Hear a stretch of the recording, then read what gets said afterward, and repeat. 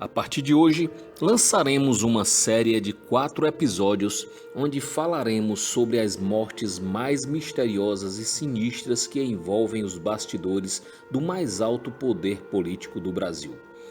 Tragédias repletas de mistério que, apesar da alta repercussão mundial, até hoje continuam sem respostas ou geram dúvidas e especulações quanto aos resultados das investigações. E vamos ao vídeo.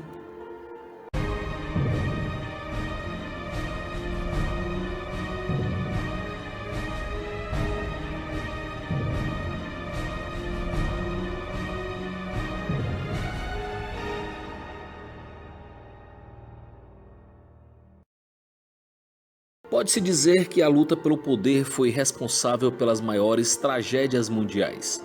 As guerras, o desenvolvimento de armas nucleares capazes de destruir cidades inteiras de uma só vez, o genocídio de raças consideradas inferiores, a escravidão, enfim, todas essas e outras tantas pragas possuem em sua essência a busca pelo poder.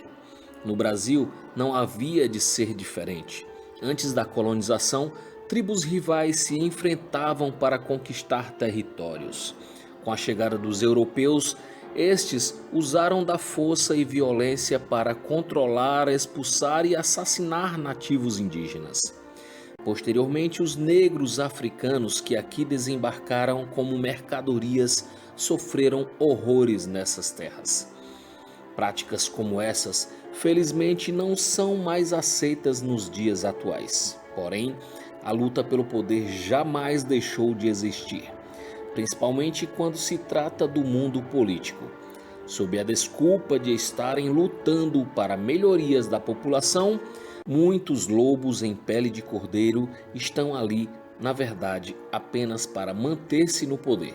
Esses promovem discussões nada republicanas e, para perpetuar-se como líderes políticos, são capazes de traçar planos abomináveis, como o emblemático caso do ex-deputado Hildebrando Pascoal, que ficou conhecido em todo o país como o deputado Motosserra, por ter sido condenado pela morte de Agilson Santos, que foi morto e esquartejado com uma motosserra. Nessa série de 4 vídeos, iremos tratar sobre as mortes mais sinistras envolvendo o poder no Brasil nas últimas décadas, em ordem cronológica. No episódio de hoje falaremos sobre as trágicas mortes dos ex-presidentes Castelo Branco e Juscelino Kubitschek. A primeira morte controversa que iremos citar é a do ex-presidente Humberto Castelo Branco. O cearense governou o país de 1964 até 1967. Foi o primeiro presidente do regime militar. Apesar disso, Castelo Branco fazia parte da ala dos moderados, que justificavam o golpe militar como a única chance de livrar o país das mãos dos comunistas. Porém, tão logo essa ameaça fosse dada como extinta, haveria o pronto restabelecimento da democracia, bem como sua consolidação.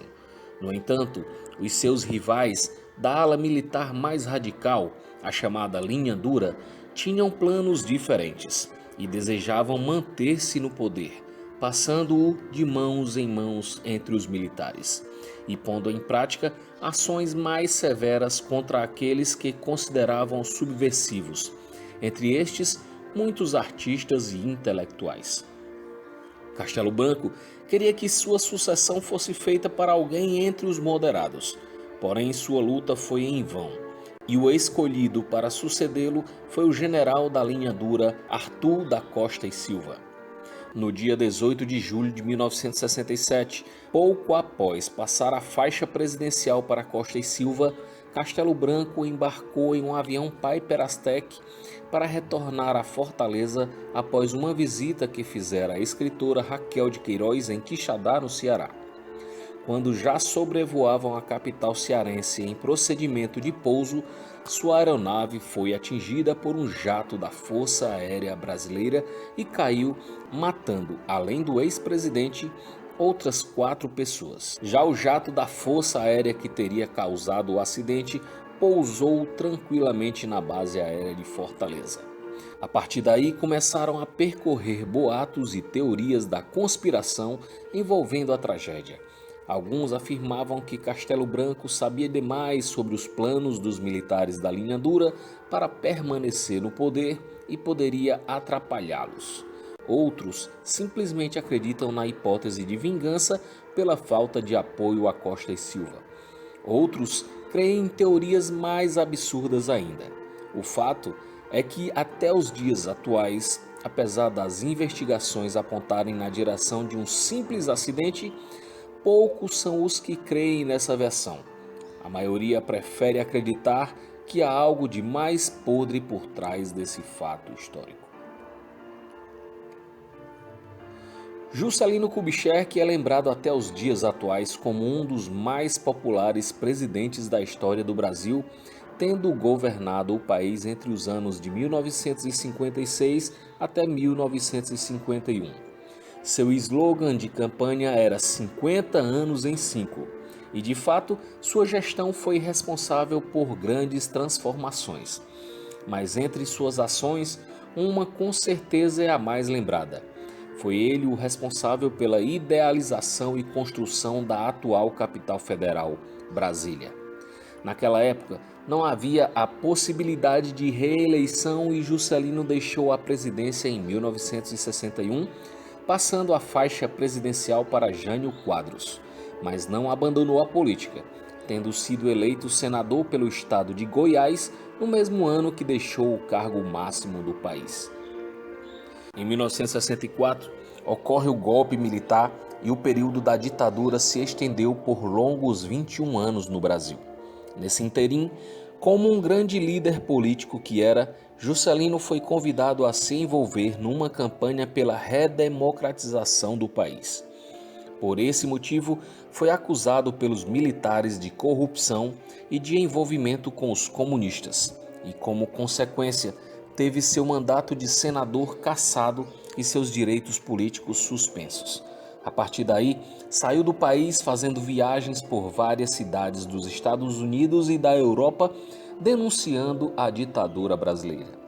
Em 1967, retornou ao Brasil e se uniu a Carlos Lacerda e João Goulart, criando a Frente Ampla para fazer oposição aos militares.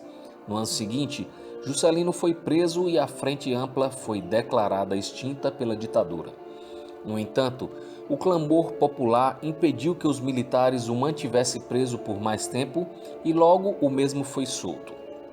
Porém, teve que ser mais cauteloso em suas ações a partir dali, pois havia sentido na pele o que os militares eram capazes de fazer para garantir-se no poder. Juscelino sonhava em governar novamente o país e esperava ansioso que se extinguisse o tempo de suspensão de seus direitos políticos.